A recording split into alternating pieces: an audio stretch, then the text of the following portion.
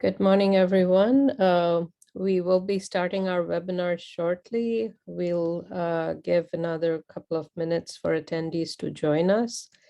Meanwhile, I would like to introduce these slides that you're seeing on the screen to introduce our FEWS project. We have some upcoming webinars and workshops. There are links to our website, so I'll strongly encourage you to go ahead and start subscribing to our webinars and our workshops by following the links that are provided here. We'll give another couple of minutes for attendees to join in, and then we'll introduce our speakers for today.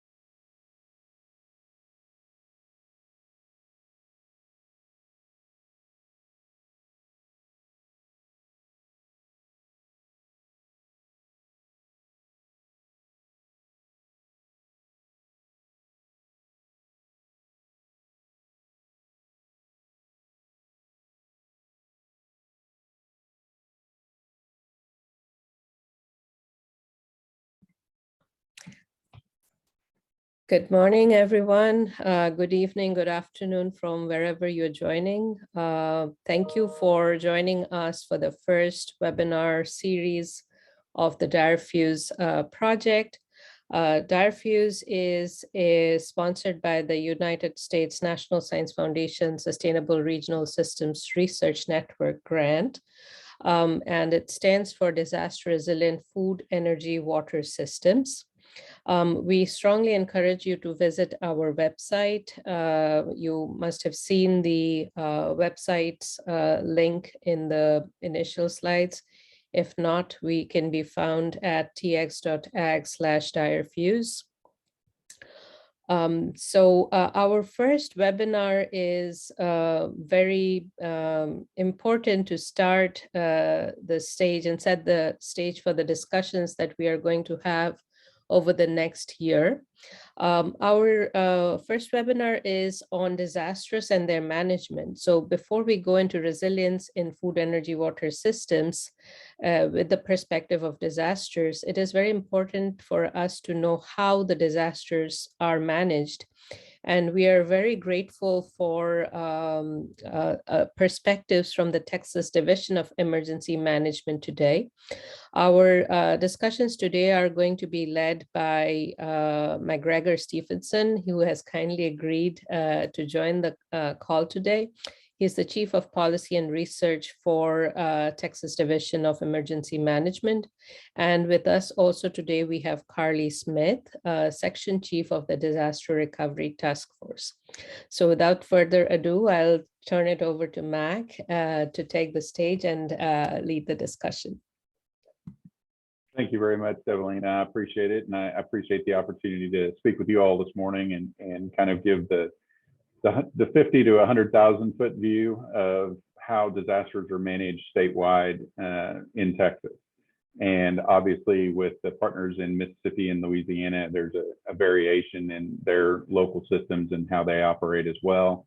But for Texas, this is the process that we use and the mechanism. And so what I'm going to do now is go ahead and share my screen so that you can see my slides, and we'll get started. And the Texas Division of Emergency Management is actually a member of the Texas A&M University system. We are one of 8 state agencies that are operating under the A&M system and under the Board of Regents. And so we are in somewhat of a unique position compared to a lot of emergency management agencies in that we do have the direct connection to higher education. But in terms of our authorization, the key statutes for us start at the federal level with the Robert T. Stafford Disaster Relief and Emergency Assistance Act, and then flow down, and we have Chapter 418 in the Texas Government Code, which deals directly with emergency management and the division. Chapter 421, which is Homeland Security, which is a shared venture between DPS and TDEM. And then Chapter 433, the Texas Government Code for State of Emergencies, which deals with the declarations of emergency and disaster at various levels. There is also Executive Order number GA05, which Governor Abbott put in place in December of 2018 and addresses emergency management and the Emergency Management Council. And then Title 37 of the Texas Administrative Code, Chapter 7, regarding emergency management. And as I said, we're part of the Texas A&M University system, and so operate within the guidelines set out by Board of Regents policy and system regulations. Now, within Texas, TDEM is responsible for a comprehensive state emergency management program. We handle planning, training, exercises, response, recovery, and mitigation. And the chief of the division, Chief Nim Kidd, is appointed by and serves at the pleasure of governor and must be confirmed by the Senate. He also serves as Vice Chancellor for Disaster and Emergency Services within the A&M system, and so works with across multiple agencies for that role. Primarily, as I hope everyone is aware, every disaster begins and ends at the local level. Emergency management relies on integration of emergency management plans across all governmental entities and non-governmental entities, individuals, and community organizations. And so requests for assistance always start at the local level. And we try to work with local governments and local entities to make those responses as coherent and rapid and relevant as possible. So, sorry.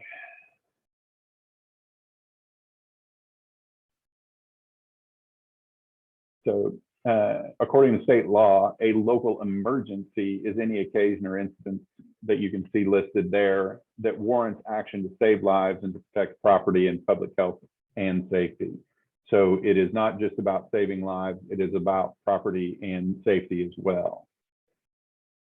Under state law, a disaster is the occurrence or imminent threat of widespread or severe damage, injury, or loss of life or property resulting from a similar list, but a little bit more extensive because it does get into hostile military actions and droughts, which emergencies are not included in that definition.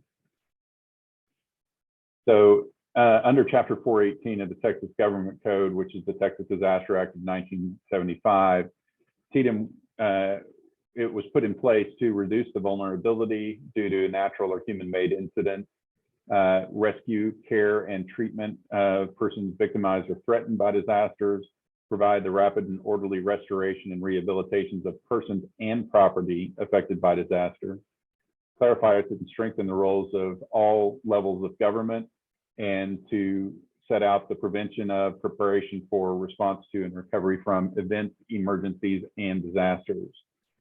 It also authorizes and provides for cooperation in those various response and recovery activities across all levels of government. We also ensure coordination of activities relating to these various aspects, and we provide an emergency management system embodying all aspects of preparedness and response. We assist in the mitigation of disasters, so doing our best to try and identify ways that we can reduce the impacts of disasters on the public and on governmental entities as well, trying to, prior to an incident taking place, find ways that we can reduce the impact. And then finally, we provide the authority and mechanism to respond to an energy emergency. And that was something that was recently added. One of the key aspects in the ways that we do coordinate across all state agencies and impacted entities is through the Emergency Management Council. And the council provides advice and assistance with respect to response operations. When activated, it convenes at the State Operations Center and also local through the disaster district coordinators or disaster district councils. For district and regional members, they meet out in the districts under the Department of Public Safety district level managers. And so they carry out state response activities for major emergencies and disasters. They are mandated by executive order to advise and assist the governor in all matters relating to disasters. And they have the legal responsibility, expertise, or resources needed when we have to respond to an emergency or disaster. The individual members of the Emergency Management Council have to have the operational decision-making authority so that when we're in a crisis situation, they can define the actions that their agency is going to take and follow through with that implementation. So there are currently 39 state agencies on the Emergency Management Council and who provide representatives. In 2018, the governor added additional agencies, including the 6 university systems. And so the Texas A&M University System and UT System and the others are also part of the Emergency Management Council. So the specific duties for each member of the council is designated in the State Emergency Management Plan and annexes, which are prepared, developed, and maintained by TDEM. The head of the agency designates one or more staff members from the agency to serve on the council and to fulfill the roles required under the State Emergency Management Plan.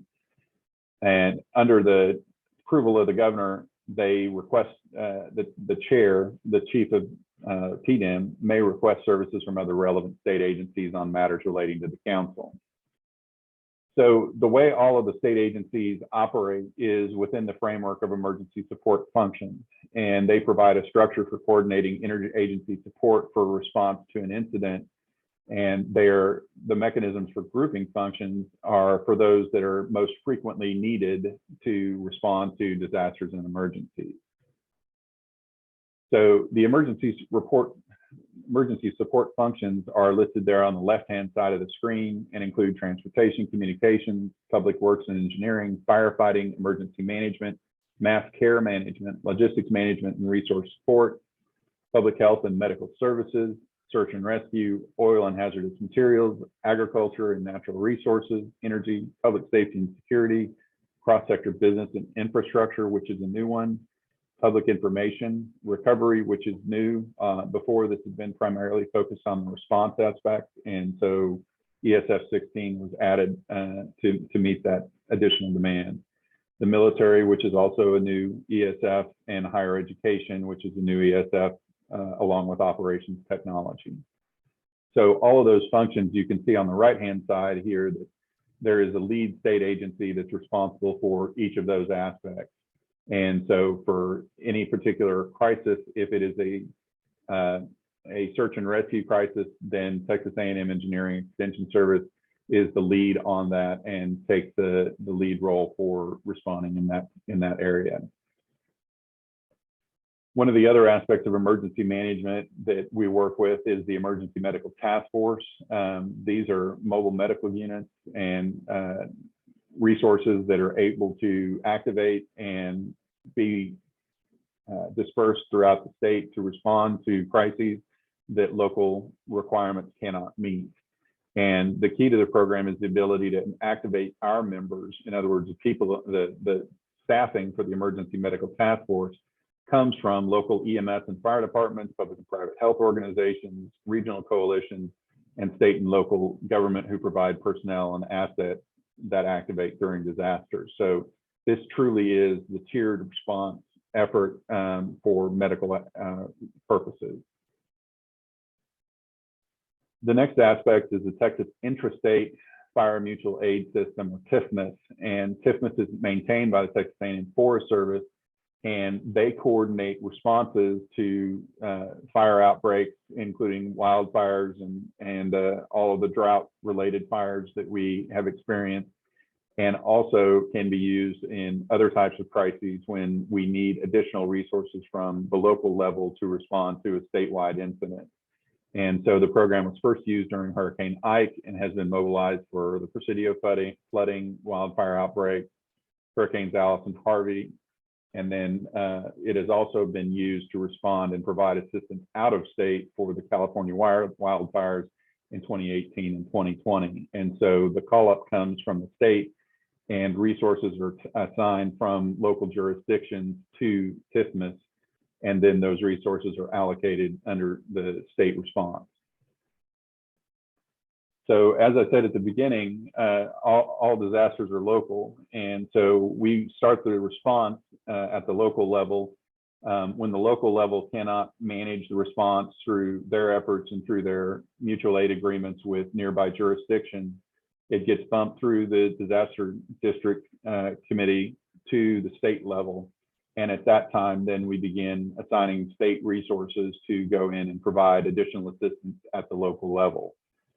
When the state is overwhelmed due to the scope of the event, then it becomes an issue where the state requests assistance through FEMA and gets the additional resources, hopefully from the federal government. So one of the key aspects for us is keeping the information flowing from the council and other state agencies to ensure that the governor, lieutenant governor, speaker of the House are kept up to date on critical matters relating to emergency management. And that is so that when we're putting out information, that it is a clear message from across all levels of state government, and so that we have a clear message from everyone. So as I said, assistance flows starts at the local level, and the local level will respond to the emergency at that point. And they will, if they cannot meet it with their own resources at the local jurisdiction, they can request mutual aid from other jurisdictions close to them. They may also seek assistance from the voluntary organizations active in disaster, or VOAD, and the private sector for additional assistance. When that does not meet the needs of the emergency or the disaster, then the disaster district committee comes into play. They review the situation, and then the local jurisdiction can request additional support through the disaster district committee, which comes to the state operations center. This is just a map of the state of Texas and shows all of the disaster, or the district coordinators and the districts that are assigned across the state, and where the resource requests would come from and through whom they would flow. So the primary mechanism for requesting assistance is the State of Texas Assistance Request, or STAR form. These are submitted by governmental entities and go through the Disaster District Committee for review, and then to the State Operations Center for review and approval and implementation. And so again, everything flows from the local level up to the state level in terms of requesting assistance outside of what's available at the local level. Here you can see a picture of the State Operations Center during an activation. All of these tables are managed by the various state agencies and by TDEM staff. There are also FEMA representatives that are located in the SOC to handle coordination between the state and federal levels. And so, there are also voluntary organizations active in disasters that are assigned to the SOC, as well as private entities that have contracts to support us during disasters. So the State Operations Center, as we just showed, coordinates the emergency management activities, activation and deployment of state resources, and reviews the requests from the DDCs. They may also request interstate mutual aid or federal assistance. So the Federal Emergency Management Agency sets the threshold for which public assistance may be received by a state. In order to reach the level needed to get public assistance from the federal government, the state of Texas has to be able to show $47.5 million in damage from one event. So in order for us to trigger that federal assistance under the public assistance program, there has to be a clear showing that the damage exceeded that level. Each county within that 47.5 million has an individual county threshold that must also be met for them to be eligible under the program. So just because the state meets the $47.5 million threshold doesn't mean that an individual county will then become eligible for public assistance. And on the TDEM website, you can look and see what the various thresholds are at the county level. So since 1953, the top 10 major disaster declarations across the country, with California being number 2 at 100, and of course Texas number 1. And sometimes there's not a good reason to be number 1. But since 1953, we've had 102 major disaster declarations. We've had 18 emergencies and 243 FMAGs. And so that ends up being about 1 every 8 months. So that is quite an overwhelming amount and involves a lot of work and effort when there's a major disaster declaration.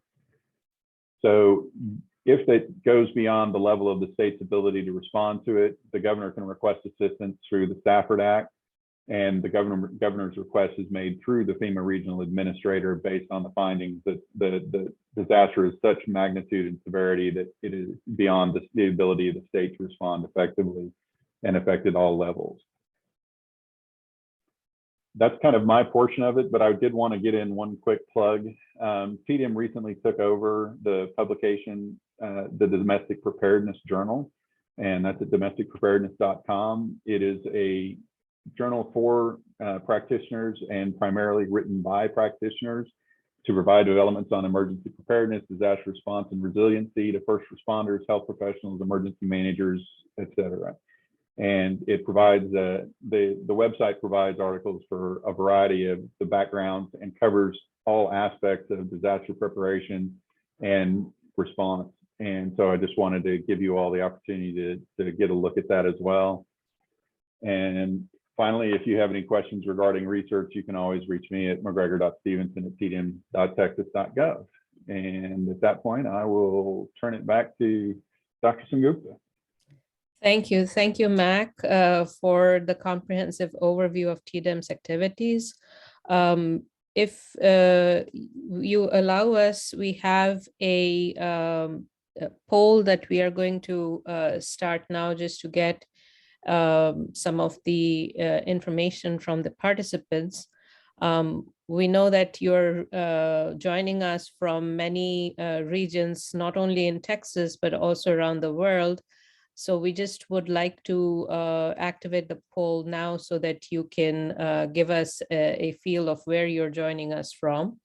While we are doing that, I would also like to say if you have questions for Mac, please leave them in the chat. We will be working through those questions at the end of the talk, after Kharley's talk. So we welcome any questions, any comments, any requests for information that we can get while we have Mac and Kharley on our webinar today. So we'll also, Mac, if you want to leave the slide with the QR code on the journal for a few more minutes while we run the poll. We are about 70% through the poll, so if you wanted to leave that on for a few more minutes, you could do that. Absolutely. Thank you very much. Yeah. Thank you. Yeah, we would like to again encourage you to show your participation by letting us answer those 2 questions in the poll.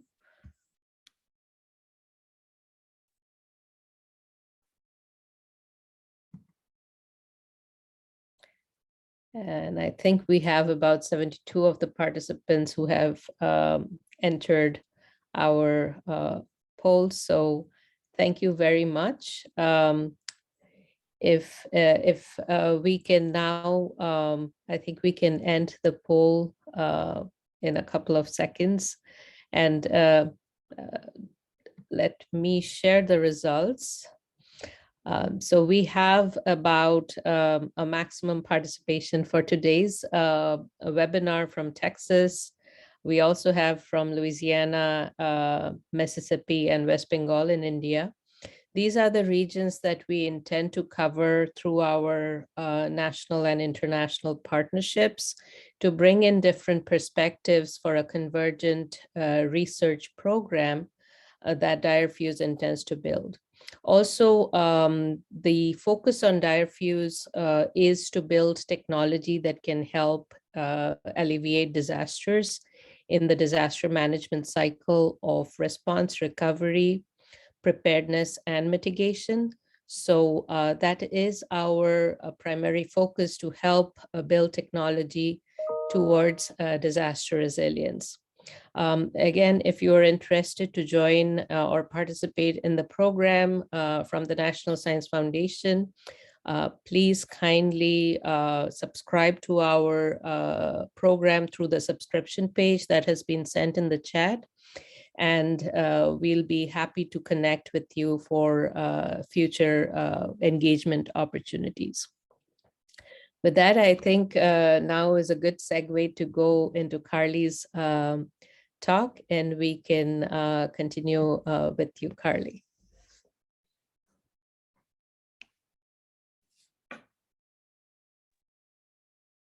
Thank you so much. I appreciate it. And the segue into my first slide or so was very timely. So I kind of wanted to pick up a little bit where Mac left off, but where I was talking about that segue is going into the just general fundamentals of emergency management and the emergency management cycle. So obviously we have preparedness, response, recovery, and mitigation. Those are the core components that make up emergency management. And I'd say overall, emergency management as a profession is still fairly new.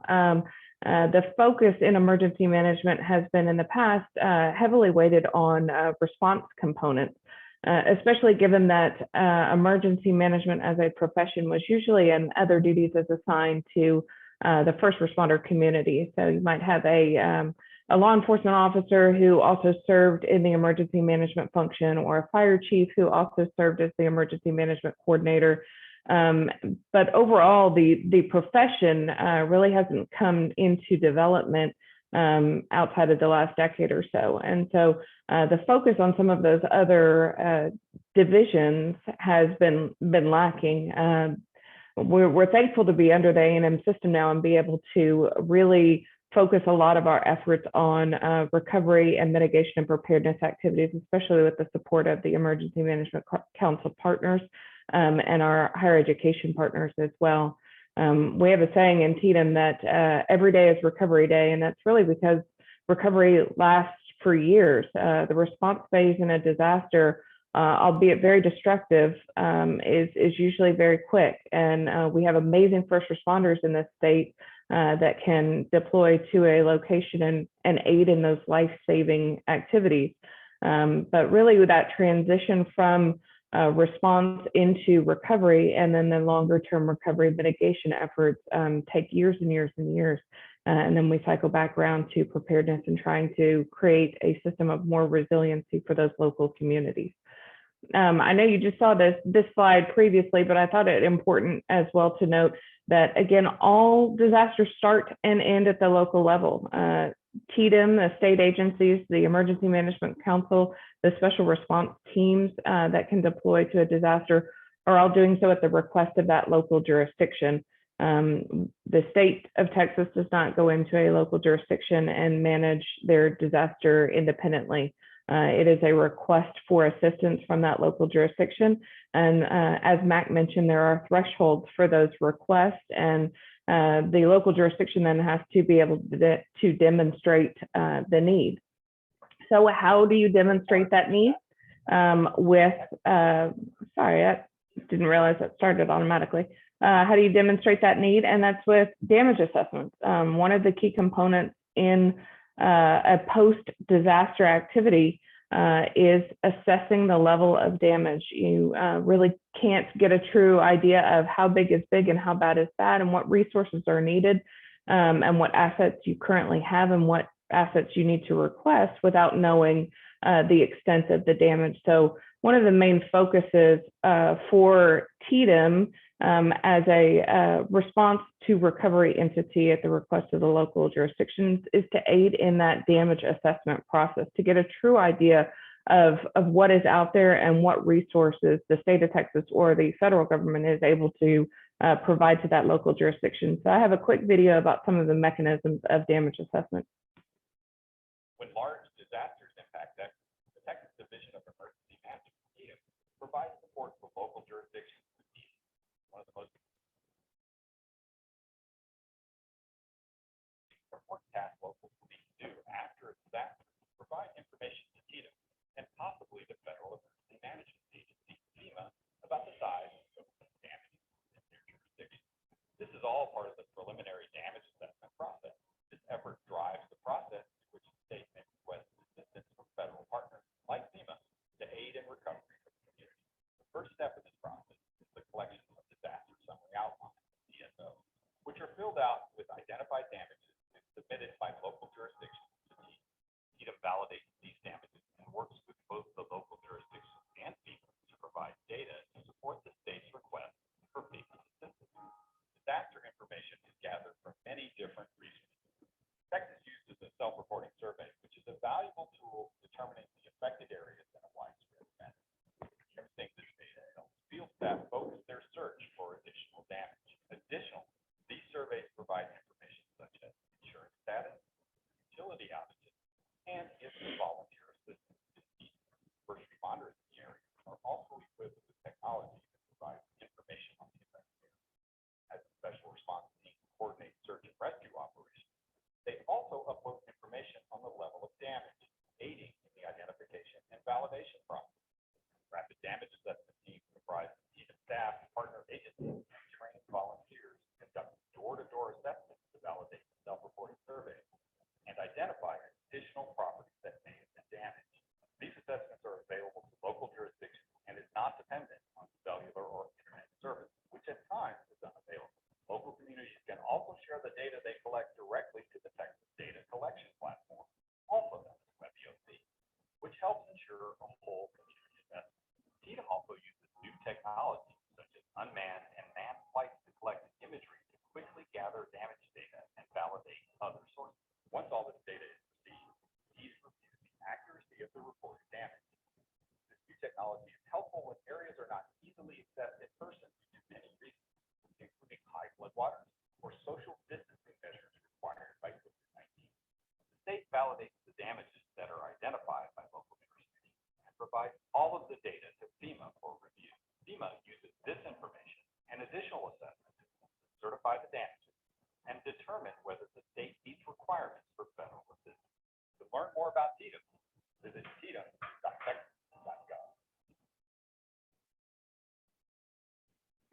All right, so hopefully that gave you a little bit of the overview of the process of damage assessments and how you actually seek those additional services from the state or the federal government.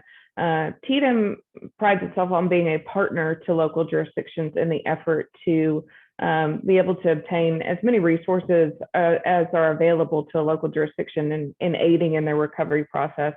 And so we've developed some technologically advanced tools to move that process forward. We have been using a self-reporting damage survey and a first responder assessment for quite some time out in the field, but we learned real quick in the winter storm of last year, and coupled with the COVID response, that we really needed a statewide ability to collect damage information remotely. Local jurisdictions did not have the ability to send teams or first responders out to do the damage assessments themselves. The state teams were not always available especially given the limitation of travel during the last winter storm. And so we developed this platform to roll out to the state as a whole to assess not only private property damage, but then public infrastructure as well. So the two tools that we launched this last year are known as the ISTAT and the PSTAT tool.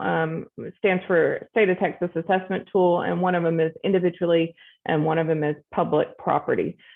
So what you have on your screen right now is the individual assessment tool. So this is that self-reporting damage assessment that disaster survivors can submit on their own.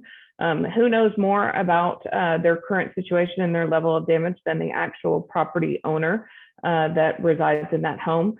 We received information from many different types of disasters, from winter weather to hurricanes to tornadoes to localized flooding, and even the border event as well. So to be able to share the level of damage with the state and with their local partners, to be able to request assistance if volunteer teams are mobilized and out in the field, we can receive that information and be able to provide that over to the volunteer organization to then aid in that disaster survivors' recovery on their private property. And then that aids our ability to leverage additional resources from state agencies and the federal government as well.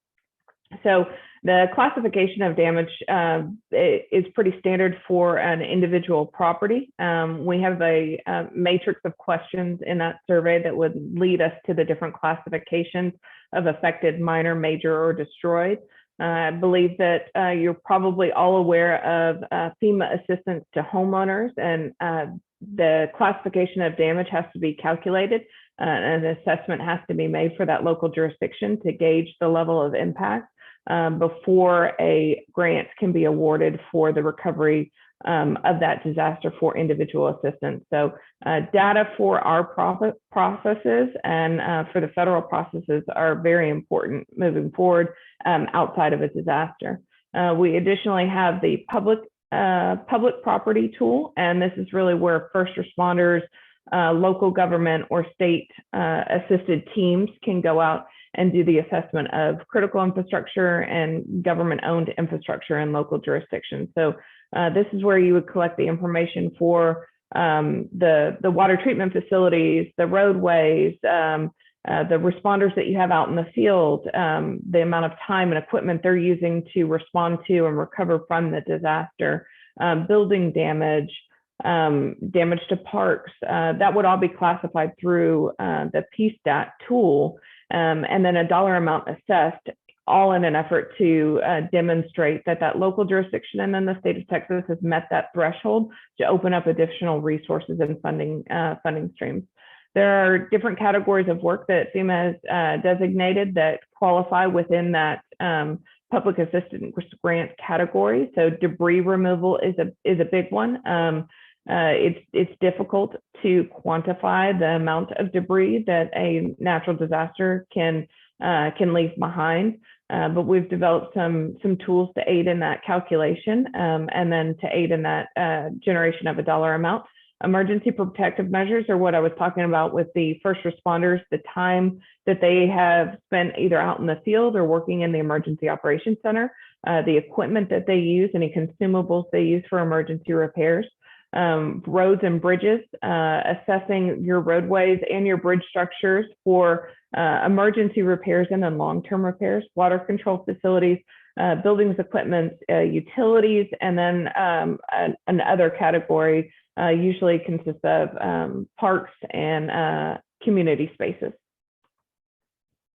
All this information is then categorized and displayed for statewide visibility, so we can manage our resources and our assets most effectively and be able to share the information with FEMA about how we are doing, where we are, how close are we to the threshold, and then they can start to validate the information that the locals or the specialized teams and then the state collects and passes over to FEMA. So it is a bit of an arduous process, the collection of information, but that's why we go back to every training we ever give. We talk about the need for documentation and the need to prepare the information and compile it to really show that justification for additional resources being allocated to that local jurisdiction. So when I talk about those additional resources, there are grants, and those that data collection really is that first step in turning on some of the grants that might aid in disaster recovery. But then the state of Texas also has several different assistance teams.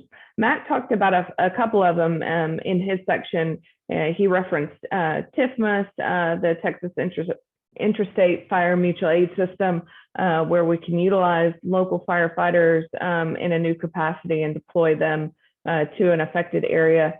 EMTF, the Emergency Medical Task Force, very similarly, we would call upon local jurisdictions that have entered into an agreement with the state of Texas to be able to deploy those paramedics, medics, hospital staff, emergency responders to that affected jurisdiction.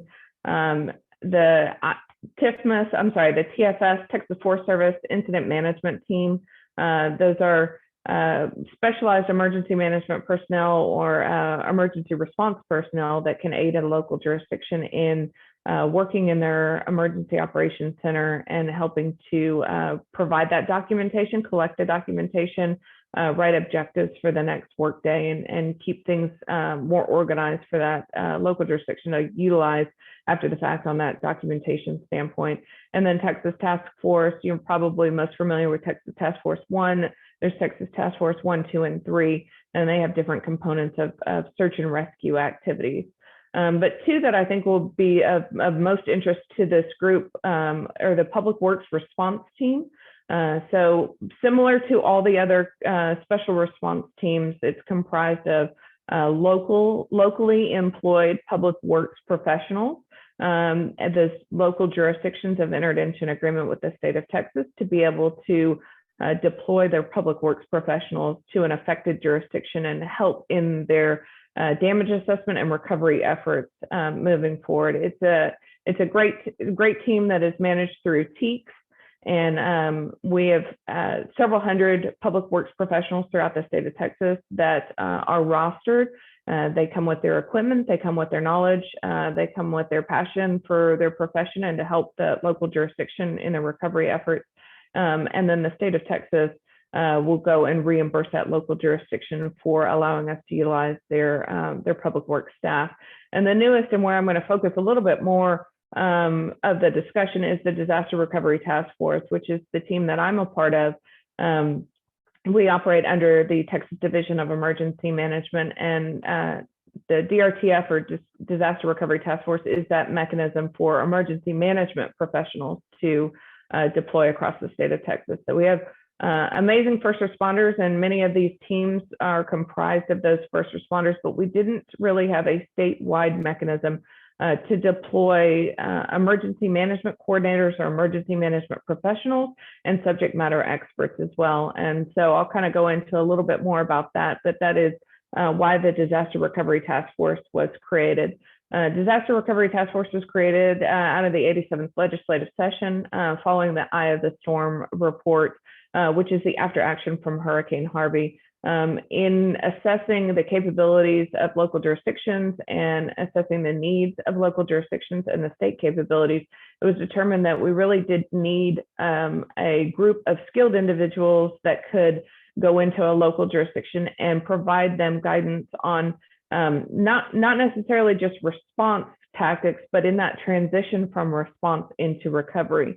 That was always such a gray area. And as I mentioned previously, the focus on recovery or mitigation or preparedness in that emergency management cycle wasn't as weighted heavily as the response. So that transition phase into recovery to aid in the success of the recovery efforts was kind of lacking, not only at a state level, but at a local level. And local jurisdictions then expressed a need and a desire to be able to mobilize professionals that have gone through that process before to provide guidance and provide support during disasters within their local jurisdictions. Additionally, across the state of Texas, there are several offices of emergency management that are still an other duties as assigned, or an office of one, or it might just be the county judge that serves as the emergency management coordinator. So having the staffing or the bandwidth outside of just the general understanding of the process was lacking in some jurisdictions as well. So the Disaster Recovery Task Force was created to aid in those efforts and provide support to those local jurisdictions in that transition. I kind of dub our task force the group that is after response after lights and sirens, but recovery after, or recovery before the grant dollars are allocated. So we're deploying to the affected jurisdiction usually post-storm or during storm if there's an incident that gives us a little bit of a heads up, and then providing the insight on several different response to recovery transitionary processes. So I listed out several here.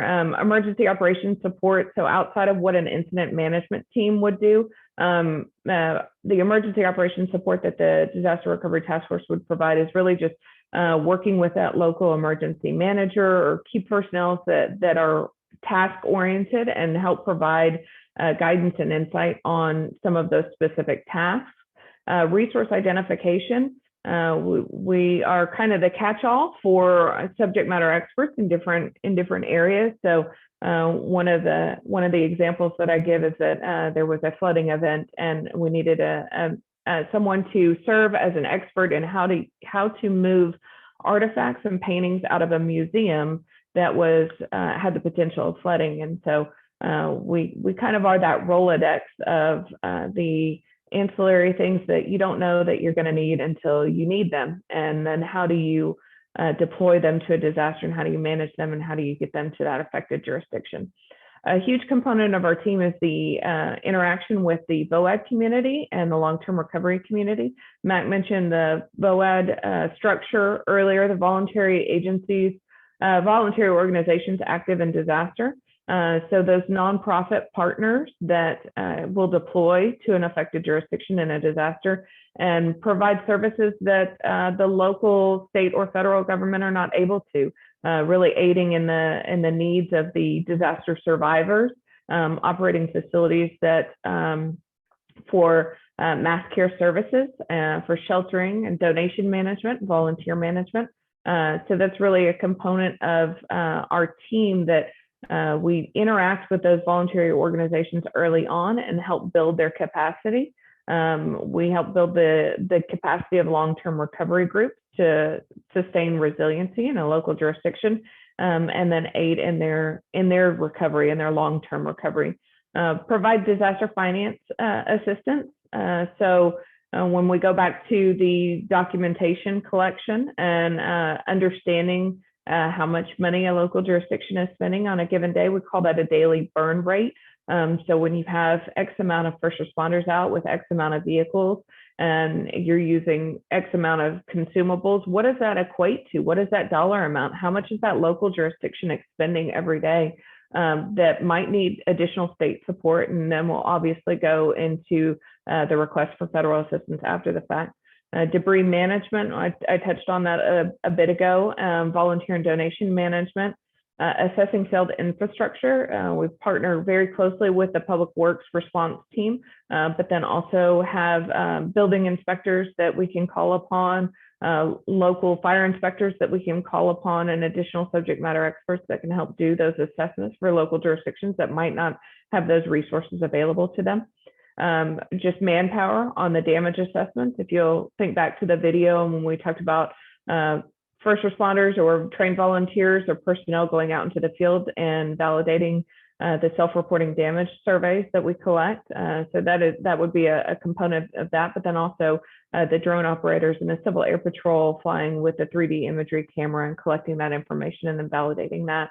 Long-term recovery planning, mostly with community organizations, working with the local government and then bringing the community organizations in and having them actually sit at the table and talk long-term planning for a whole community approach, and then community revitalization planning. And what is this going to do to the local economy? How are they going to regenerate their local economy? What what are the points of interest that need to be focused on first and foremost from a government side, from a community side, and then how do we bridge that gap? So over the past couple of years, we've developed some tools to help us in those efforts. So when I talk about assessing local jurisdictions and their capabilities and their community organizations that currently exist, and maybe community organizations that don't currently exist, but the local jurisdiction could benefit from, we've developed local jurisdictional portals and then county profiles as well that can provide that information to field staff, to responders, to the state agencies, and then back to the local jurisdiction as well, doing that assessment of the whole community. What types of damage have they sustained in the past? What disasters have they worked? What grants have they received? What does their county or city structure look like? What resources are available? Having all that information when you're trying to do that planning post-disaster into recovery, building resiliency is imperative. So we've spent a lot of time gathering that information for every county in the state of Texas. We've built out a profile that we have contact information and those capabilities noted. I talked about ISAT and PSAT extensively, and the debris calculator referenced that. It's an ability that we have to take either a ground assessment or aerial imagery and create an estimation of the quantification of that debris and the cost that it would take to dispose of it. A road damage estimator is clearly what it said, taking a section of roadway and assessing the dollar amount that it would cost to repair that, whether it is asphalt, a caliche, a chip seal. All of those have different dollar amounts, and when first responders go out or teams go out or local volunteers go out and help that local government entity assess the damage, they don't know, they're not engineers, they're not road engineers. And so aiding in just that estimator to be able to assess the dollar amount. Emergency tracking network is what we would utilize in an evacuation to track individuals, what shelter they respond to, what shelter or hotel they need assistance at. It's just our statewide tracking mechanism. We have a FEWS situational board. So when I talked about earlier, these volunteer organizations are amazing. They have amazing resources and assets at their disposal, and they travel all over the state and all over the country. And so receiving information on their capabilities, their activities, where they're responding, how many they're responding with, so we can pair up those local disaster survivors with the services that the FEWS can provide. A disaster reporting dashboard is a new tool that we developed for a local jurisdiction to walk them through these processes that I'm talking about. Maybe they don't need a state team coming in to assist. Maybe they just need some additional guidance or a step-by-step walkthrough of what do I do first after the disaster. And that's a mechanism for them to see the next steps and then to view in real time where they're at for their local threshold, their county threshold. We also maintain a federal funding source database that we talk a lot at TDEM about FEMA's public assistance grants and individual assistance grants, because those are most well known in disaster recovery efforts, but there are a myriad of other disaster recovery grants that are allocated through other federal departments. And so making ourselves aware of those and having a basic knowledge of what resources could be out there for local jurisdictions.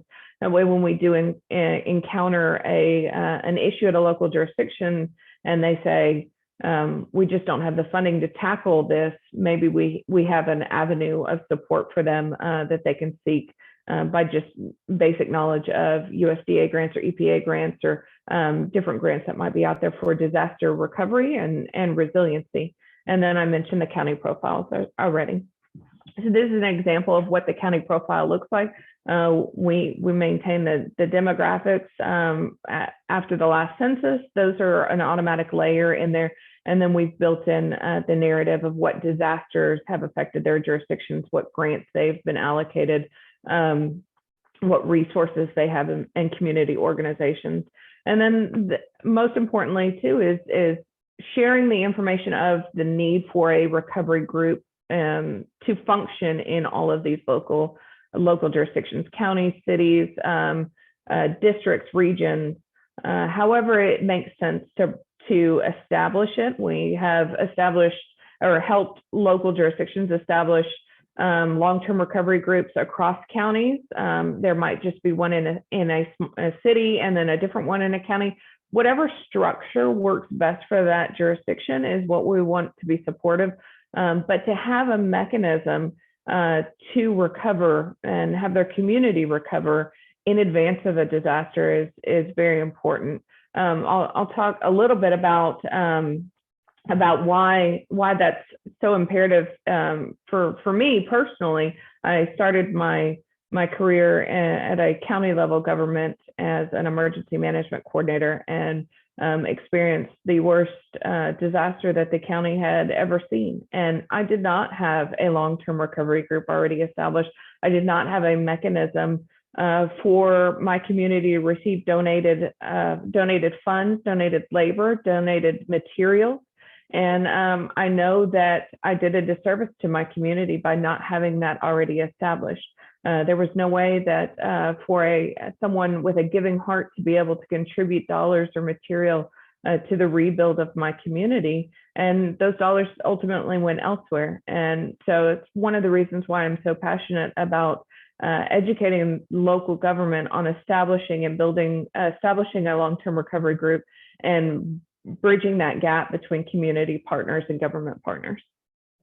Ultimately, the goal is to build a more resilient community. And by bridging that gap, by connecting the government side and the nonprofit side and the community side, we would be more successful in all the different facets of emergency management and the well-being at that local level. This is the image from that flooding event that I referenced earlier, my local community, and why it is that I do what I do and why I'm passionate about doing what I do and providing a service to those local jurisdictions, those disaster survivors in those communities, to ultimately build a more resilient Texas. That's it for me. I'm ready for any questions. Thank you. Thank you. Thank you very much, Kharley, and also Mac, for such a great overview and presentation. I think this has been an extremely great learning experience for myself as well, because the only way we see you guys at work are during and after the disasters. One of the things that I've always noticed is Mac picks up the phone and gives me a call, because that's what you guys are used to be doing rather than answering emails and text messages or things like that. So thank you very much for this great overview. I will start the Q&A session with some of our questions that have come in the chat. So the first question that we are going to address is from Professor Tuhin Ghosh, who is joining us from India. As you guys know, India is in their night time now, and they are joining us at that late hour just because of the interest that we have generated. You talked a lot about response and recovery. His question is, who is responsible for mitigation and preparedness efforts? Is it the local, state, or federal level? I'll jump in and then Kharley can correct anything I say wrong. So TDEM is responsible at the state level for all four aspects of emergency management, preparedness, response, recovery, and mitigation. And so we handle all of those efforts and pass through federal funding to local entities for those functions. And so we provide training and assistance for all of the preparedness exercises and for the development of their local emergency management plans. And then on the mitigation side, we receive some limited funding for mitigation efforts from the federal government that are then passed through in various programs to local entities for specific projects that they have in their communities for mitigation. Kharley, anything you want to add to that? No, I think that was perfect. Just to hammer it home. So the state takes care of the state, and again, the locals take care of the locals, and we provide whatever we can as far as support, guidance, and assistance to those local jurisdictions. But they're going to know their needs and their hazards more so than we are from the outside looking in. So we just provide them the tools to be able to make those assessments. Mm-hmm. Thank you. The next question is from Ambrose Anorio, and the question states that, does state ranking of disaster events consider geographical size of the state, or is the state ranking of those events, because, Texas has, it's the largest state, and we have those disaster numbers that Mac shared, so is it related? I think that it probably is. I think just the scope of the geographical size does have obviously more opportunity for natural disasters to occur, but it is not, there's no norming taking place in that list. It's just an absolute number of natural disasters that have occurred over that time frame. Mm-hmm. Mm-hmm. Okay. Thank you so much. I have a few questions, so I'll let people go ahead and ask their further questions in the chat. And while we are doing that, let me ask a few questions to Kharley. The first question that I have is that you have shown us some of the data that you collect and you map it on the website. So how accessible is this information? And I'm coming from a researcher's perspective. How accessible is this information? And is there a way some of that analysis of the data can be delegated to some of our researchers where they get an active live data to work with in the future? So that's an open question in terms of data availability. So I'll say the information that's collected from that initial ISTAT and PSTAT in real time is not publicly accessible. There's critical infrastructure indicated in the PSTAT. There's homeowner information indicated in the ISTAT, and so we obviously wouldn't make that public outside of the disaster. So we utilize that in the allocation of resources. And then in a quest to receive additional assets and resources and grant dollars for that local jurisdiction. But then after that, after our phase is done, the local jurisdiction then owns that data. And so if they were wanting to seek additional assistance in how to classify it and categorize it, how to write additional opportunities or projects for mitigation purposes, that would be really that local jurisdiction, because then they're the owners of their disaster data. Okay. And I know, like, when I've talked with Texas entities, we tend to give a lot of empowerment to the local jurisdiction. So it makes sense to have that data reside with the local governance.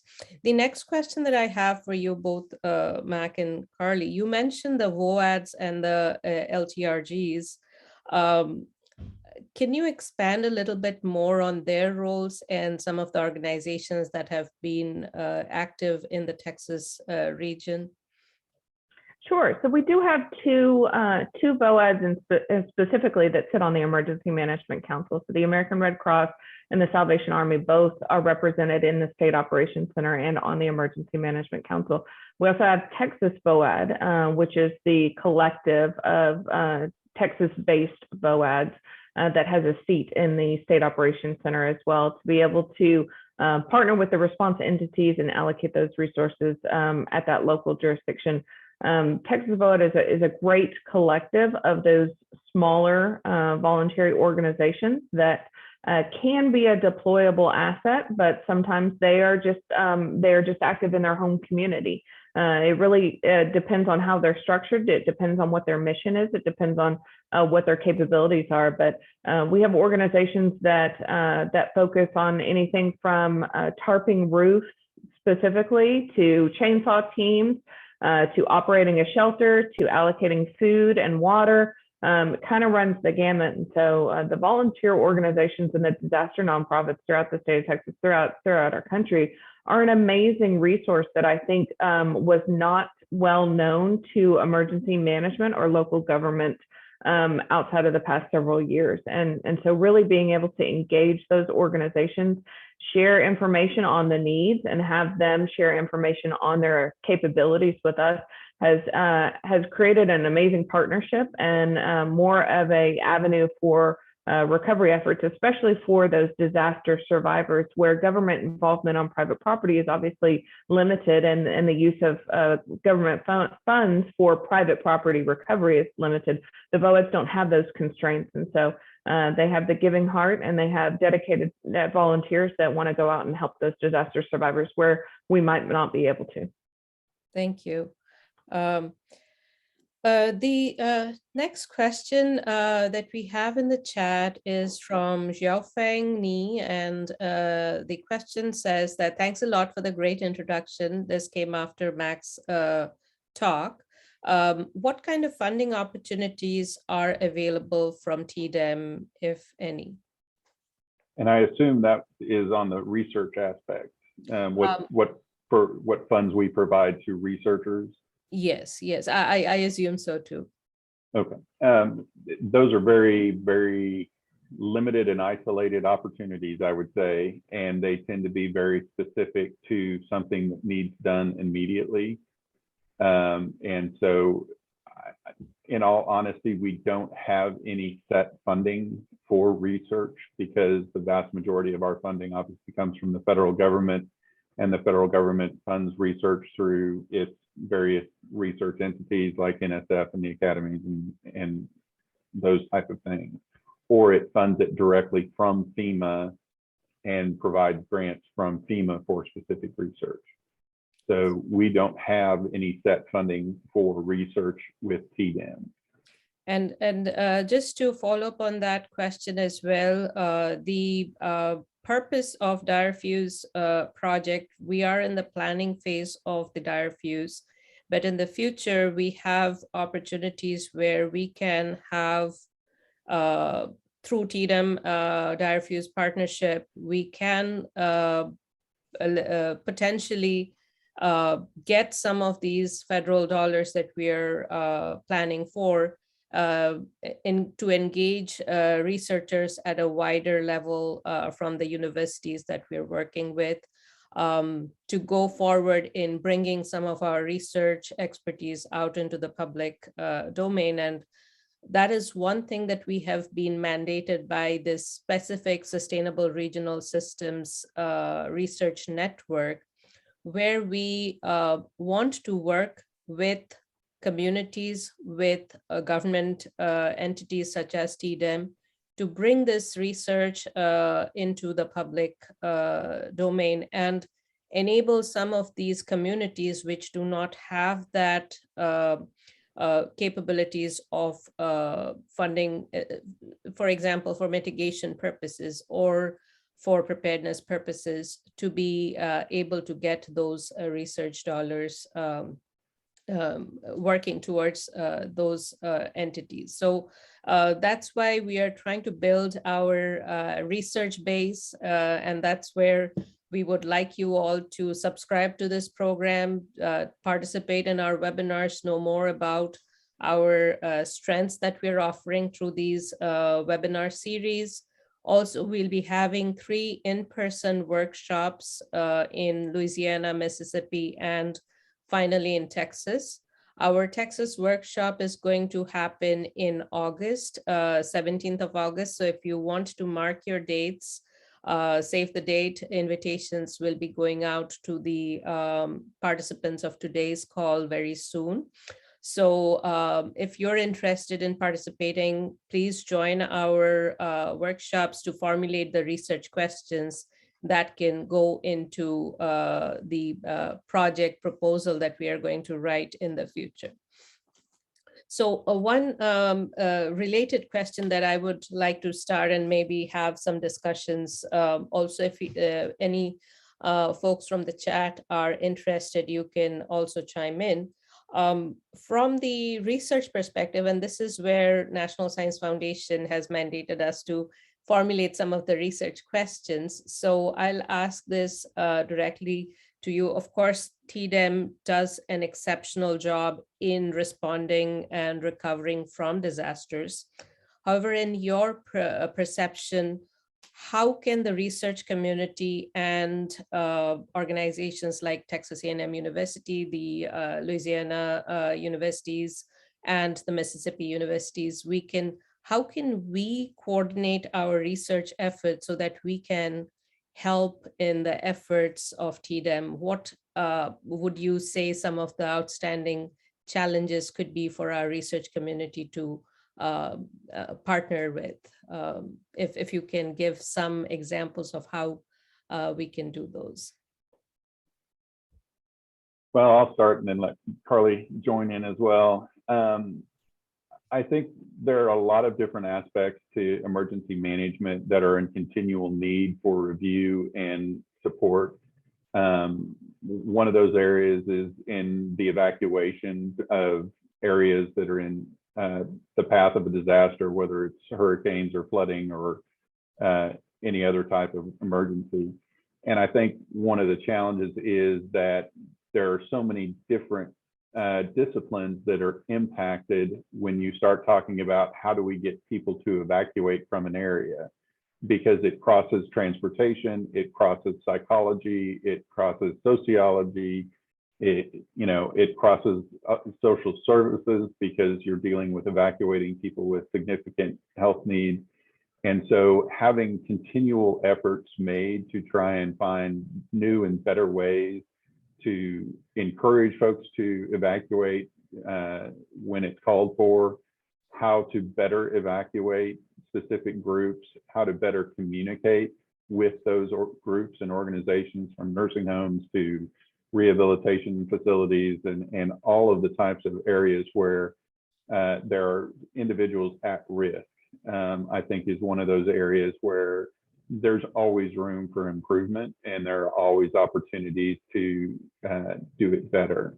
I think that there are also opportunities for research for mitigation efforts in regards to what are the best technologies to use when putting in new facilities. What are the best architectural designs? What are the best engineering designs? What are the things that need to go into a building if it is going to be a resilient facility and is going to be able to withstand the types of disasters or events that may take place? What do local governments, what do state governments need to be considering when they're looking at funding these types of facilities and putting together a checklist of, here are all the things that need to be considered when you're looking at developing a new facility or mitigating damage in an existing one? Because those are always situations where we come up against, the local county may have enough money to rebuild their courthouse. They don't have enough money to rebuild it to a level that would be resilient if a similar event took place again. And that is something that can be reviewed and researched, is also how do we lower the cost of making buildings more resilient? Are there alternatives to making the building resilient in terms of creating new flood plans, new barrier technologies, those type of things that can be affected to meet those kind of needs? And so those are two examples that I'll throw out there. Kharley, do you have any that you'd like to add to? Yeah, I might just expand upon the two that you did. When we're talking about the movement of people, how do you manage the movement of people more effectively? So we're not only physically transporting evacuees from impacted areas, but now we have to decide, is congregate sheltering methodology best, or is it non-congregate? What are the challenges in a non-congregate to the disaster survivor versus the congregate? So all of those play a factor. And then how do you move them back home? And then what is the impact on that disaster survivor? So we're constantly racing the clock on evacuating and then sheltering and then getting them back home. But the challenge in getting them back home is the infrastructure there to support them living closer to their home, and they want to be closer to their home because they want to start their own process of recovery. They want to have some ownership in their recovery, and we need for them to. But how do we get them back there systematically? What is most appropriate in that delayed response back to their home jurisdiction? And then how do we physically, tangibly categorize that and move those evacuees back? I just want to add one other thought for the researchers, and that is the challenge that we face on the practitioner side in identifying research that could be of benefit to us, because so often articles are published in the journals, and the practitioners on the front lines who are making these decisions don't have access to academic journals. And there is no way for them to be able to get into those without paying several $1,000s just to get the access for the handful of articles that they need. And so anything that can be done to translate those academic articles into a format that is readily understandable in the lay community, not between researchers, not at the academic jargon level, but at the level where it can be understood by a local county judge, by the emergency manager, by the planning commission, so that they understand what the effect is of your research. And, you know, we pay billions of dollars in research over the last several decades that never gets to the folks that could implement that research. And I would encourage all researchers to be looking beyond the publication in the journal and ticking off that final box and saying, yep, I got my publication, I'm done, and encourage you to look at how important it is that your research transcend the academic world and get into the practical world, so that we're not spinning our wheels and we're not continuing to do the same thing over and over again, but we're actually learning from your experience and your expertise. And I think that's a gap that we are continuing to try to fill, that we are continuing to try to move beyond. But promotion and tenure is a mighty thing and very difficult to get that type of process in place and have it be recognized. And I do recognize that this isn't all on the researchers. This is also on the administrators to make sure that there is credit given for that translation from academia to practitioner. So I think I can add to that, Mac. The National Science Foundation, who is like the academics' dream location for asking for funding, is looking in this sense to convergence research. And convergence research is trying to do exactly this, where we get together as community, as educators, as business practitioners, consultants, together to solve some of the societal challenges and try to do exactly what you are trying to bring research out into the public domain. And that's one of the areas that we are trying to focus on through this program. Just for the people on the call, we would like to say that we will be sending out calls for open source articles for a collection from one of the reputed publishers.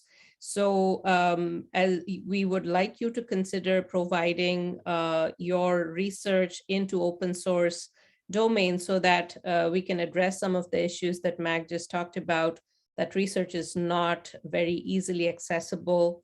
Research is not free to access, but also we would like to have these in the form of short concept notes where it is very easily digestible, and it can be shared with practitioners who are not really conversant in research language. But we will be coming out with those opportunities, with those activities. Also, we are trying to make these online webinars where we give different perspectives from different entities, but we will also be having a focus on technology. So we will take it out in the video format to it's going to be archived on our website. So if you're sharing the information on FEWS with anyone in these communities, we strongly encourage you to spread the word and help them get the information in these 1.5-hour webinars that we are going to conduct. Of course, we are in the planning phase, so we want to show our expertise and strength in the technology development space, but also we want to communicate with these communities. So if you find any community leaders who are willing to join us for giving their problems to the research community, we want to have this as a two-way discussion forum so that we can directly go through you and connect with these communities for solving some of their major challenges. I have one question that I would like to put out to you. This comes from Robert Villa, and he says that there are over 200 colonias or unincorporated areas in coastal bend that are extremely at risk. Is there a way of incorporating these areas? I'll start by saying that we can definitely look into those if you bring more information to us, but I'll also let Kharley and Mac take that question. Yeah, I can comment a little bit on the interaction that we've had with them in previous disasters. So we've leveraged the Preparedness program through Texas A&M University, and they're community health care workers that actually go into the colonias and are a trusted source of valuable information for the residents that reside there. I'm sure you're probably aware that our presence entering some of these colonias is not exactly welcome, but we come with resources and assets that they might not have previously had access to. So working through the Preparedness program to provide them the guidance and the information on what resources could be available has proven itself to be pretty effective in creating as much of a resilient community within those communities as possible. There's a lot of apprehension to government involvement in some of those areas, and so the utilization of those community health workers as that trusted source of guidance and support has been pretty successful, and we continue to leverage that moving forward. Thank you. Another question that has come up in the chat is again coming from West Bengal in India. Just to give you a geographical similarity, West Bengal is in the coast of India, and it also has one of the largest mangrove reserves in the world, the Sundarbans. And that is, again, similar vulnerabilities exist in the disasters that they face. So Papia Guho asks, participation of locals are of immense importance during the disaster recovery. Can we get insight that there is any available training models so as to train locals beforehand so that they can act accordingly during recovery? Absolutely. So we do offer a whole suite of recovery-centric training through TDEM and then also through FEMA. And then the group that I'm a part of really focuses more on that just-in-time training. So there are awareness level courses and advanced level courses and everything in between through Texas, through TDEM. You can go to preparingtexas.com, preparingtexas.com, and we will have several different offerings, not only for preparedness activities, for recovery, for mitigation and response. There are also some discipline specific for other emergency services trainings that are offered through that site as well. And then we've made some just-in-time PowerPoints and some just-in-time training videos of, okay, maybe you didn't go through the 40-hour debris management course, but these are the snippets of information that you really need to see yourself be successful in this endeavor, and then reaching out for guidance and support from any of the disaster recovery task forces is available to them as well. Okay, thank you, Kharley. And maybe I can follow up with you and get some of those links to be shared in the outcomes that we prepare for this webinar. We can put those links in our live website. And if I could just add one aspect to this, and Kharley mentioned the training that FEMA does as well. And one of the stakes that the federal government put in the ground several years ago was the development of the incident command system and the national incident management system. And that gives everyone across states and local governments a common structure within which they can operate. And having that foundation does give everyone at least some passing understanding of how we are going to be organized during a response. And that can be very critical, especially when you're dealing across large geographic areas and with high population density, and you're dealing across multiple jurisdictions. Having common nomenclature is critical when the response takes place, when the disaster happens. Because if everybody doesn't understand the language and understand the process that is going to be used to respond to that disaster, then you're going to potentially be working at cross purposes, or at least, at the very least, duplicating effort in many aspects. And so having some of that training in place across geographic areas and across jurisdictions is a very good component and a good place to start. Thank you, Mac, for that guidance. And we always want to have those nomenclatures in place so that people understand the same language. I will go ahead and ask one last question before we end today's discussion. And this is tying back to our focus area of disaster resilient food, energy, water systems. Because our focus here is on food, energy, and water needs. So Lucy Marcamacho, who is a co-PI on this project, and she's from Texas A&M Kingsville, a community which is very much vulnerable to these disasters, hurricanes and flooding and high storm surges. She asks, how do you manage the need and distribution of food and water in disaster events? And what type of help do you need from us that we can provide to make these more streamlined? So the delivery of food and water in a disaster varies based on the need for that local jurisdiction.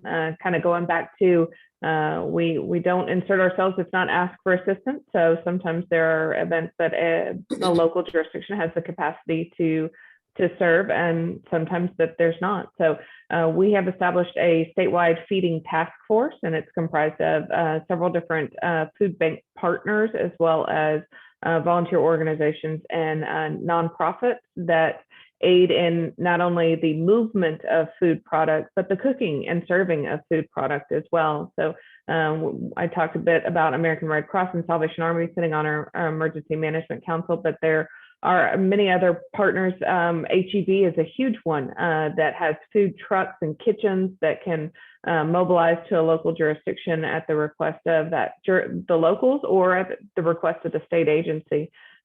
We have a supply of meals ready to eat and bottled water staged throughout the state at some of our regional staging areas that we can allocate to that local jurisdiction if the need arises.